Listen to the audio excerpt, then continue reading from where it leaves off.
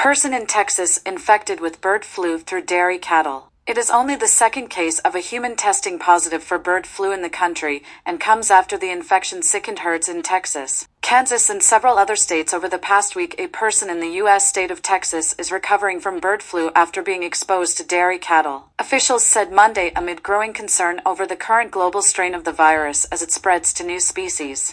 It is only the second case of a human testing positive for bird flu in the country and comes after the infection sickened herds that were apparently exposed to wild birds in Texas, Kansas, and other states over the past week. The patient reported eye redness as their only symptom and is recovering, said the Centers for Disease Control and Prevention. They were told to isolate and are being treated with the antiviral drug used for the flu. What the left has bequeathed us. The left has created new rules for national politics.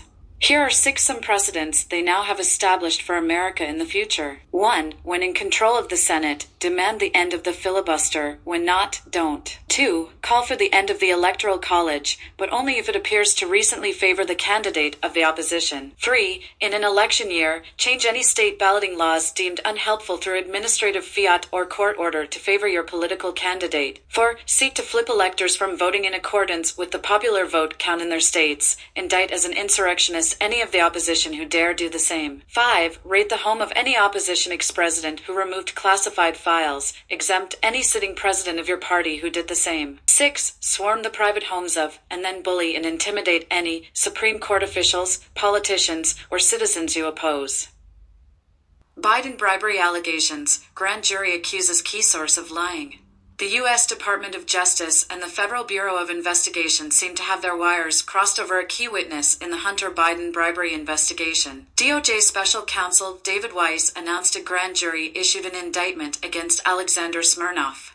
According to the DOJ, Smirnov, 43, was charged with making a false statement in violation of 18 U.S.C. 1001 and creating a false and fictitious record in violation of 18 U.S.C. 1519 for statements he made that were recorded in an official record by the FBI. Smirnov reportedly was arrested in Las Vegas upon arrival at Harry Reid International Airport from an overseas flight. Democrats, in line with most media outlets, are calling Smirnov a liar, while playing up the notion that Republicans would seem no longer to have a bribery case against Hunter Biden and his father, Joe. U.S. facing serious security threat, top lawmakers.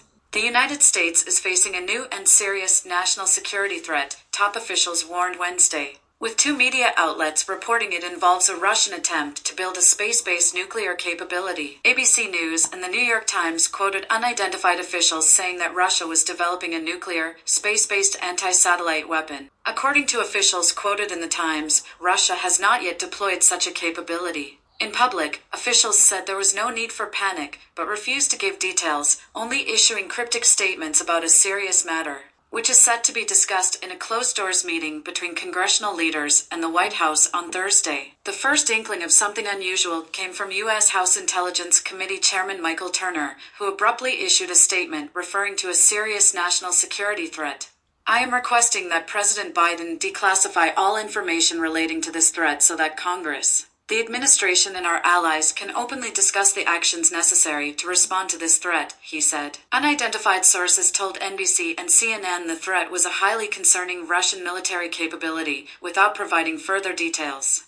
Turner and his Democratic counterpart Jim Himes said in a letter to lawmakers the panel had identified an urgent matter with regard to a destabilizing foreign military capability that should be known by all congressional policymakers. They said the committee had voted on Tuesday to make classified information available in a secure location for review by lawmakers until Friday. Himes urged caution, however, in a separate statement in which he described the intelligence as significant but not a cause for panic. The Republican House Speaker, Mike Johnson, also urged caution, telling reporters at the Capitol that there is no need for public alarm.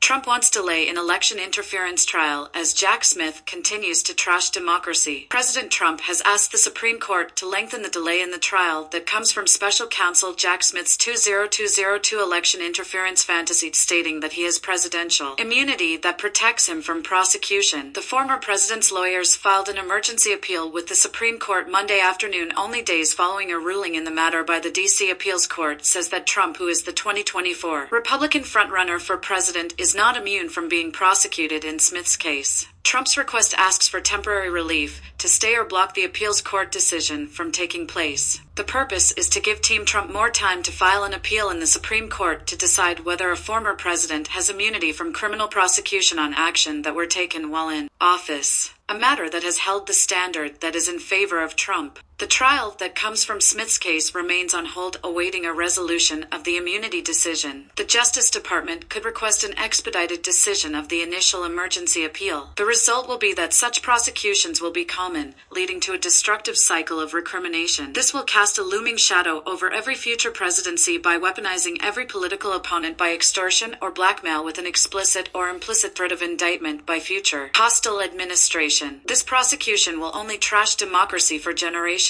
One of Trump's spokespersons said this is a powerhouse filing, and without proper immunity, a president will never be able to function correctly. This filing comes after D.C. federal judge Tanya Chutkan delayed the trial that was set to begin on March 4th, just a day before Super Tuesday primaries in Alabama, Alaska, American Samoa, Arkansas, California, Colorado, Maine, Massachusetts, Minnesota, North Carolina, Oklahoma, Tennessee, Texas, Utah, Virginia, and Vermont. Smith charged Trump with conspiracy to defraud the United States, conspiracy to obstruct an official proceeding, and conspiracy against rights. Trump pled not guilty to all charges in August 2023. Systems down, Vegas casinos undergoing strange cyber attacks. MGM Properties, Caesars Entertainment, and other Las Vegas properties are enduring their 8th day of suspicious cyber attacks. The attacks first began the morning of Sunday, September 10th, and have shown very little signs of slowing down. The very next day, September 11th, came an onslaught of system failures throughout MGM Properties, leaving websites, ATMs, slot machines, and majority of financial transactions disabled at the Aria, and throughout other casinos under the MGM umbrella. It appeared that September 12th and 13th got the worst of the attacks, as they had spread from MGM Properties to Caesars Entertainment. All apps, websites, and phone lines were knocked out at both casino umbrellas. Guests had limited access to any kiosks, ATMs, and credit card transactions within these casinos.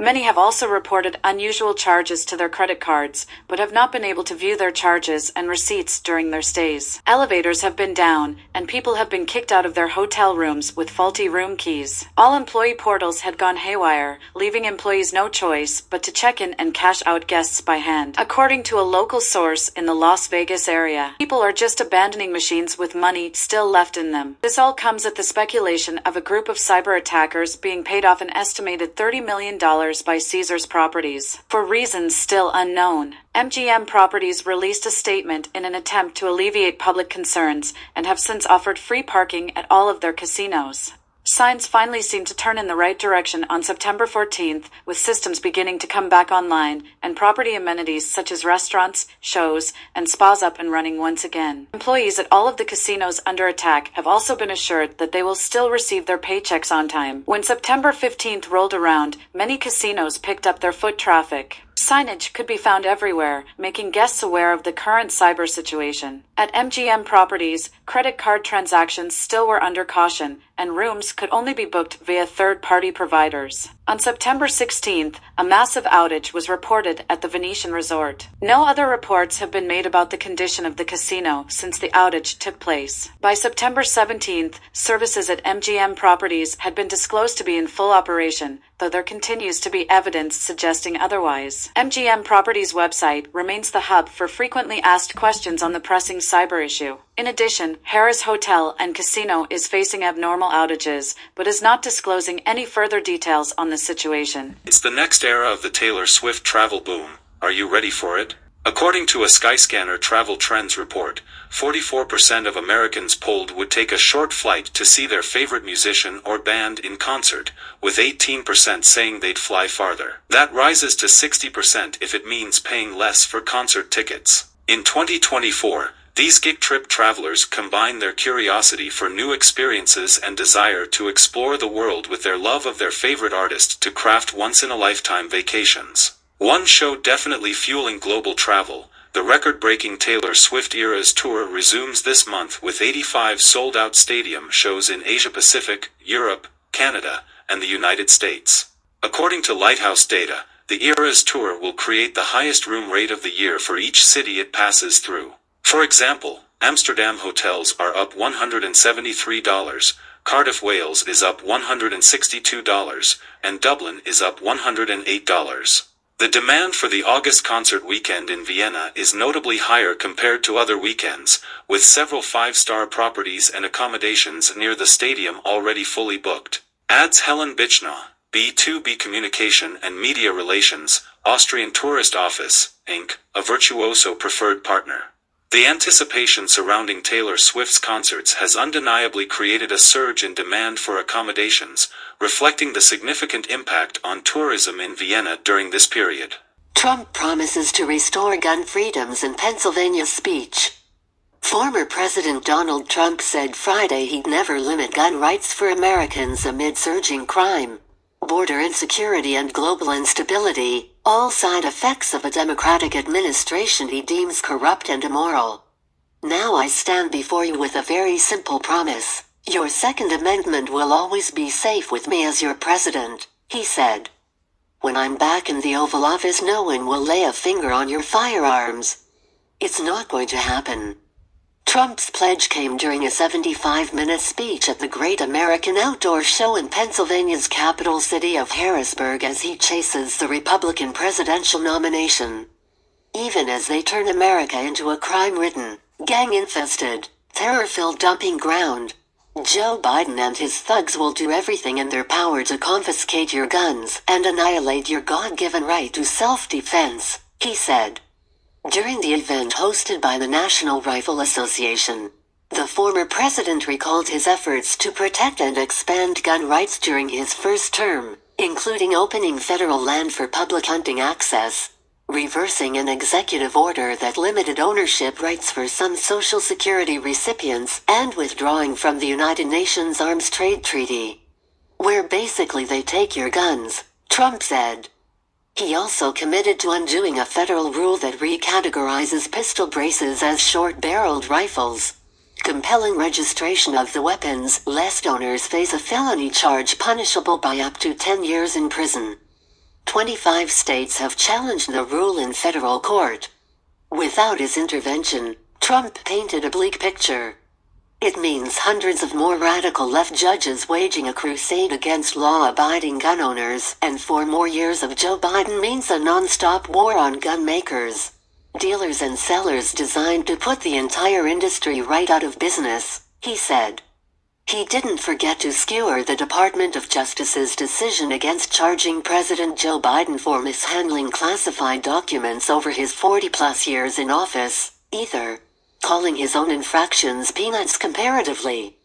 Trump's speech comes after a visibly upset Biden addressed the nation late Thursday to respond to a special counsel investigation that laid bare numerous examples of his memory loss. The blockbuster special counsel report, while clearing Biden, sparked questions about the 81-year-old president's mental fitness when it called him an elderly man with a poor memory.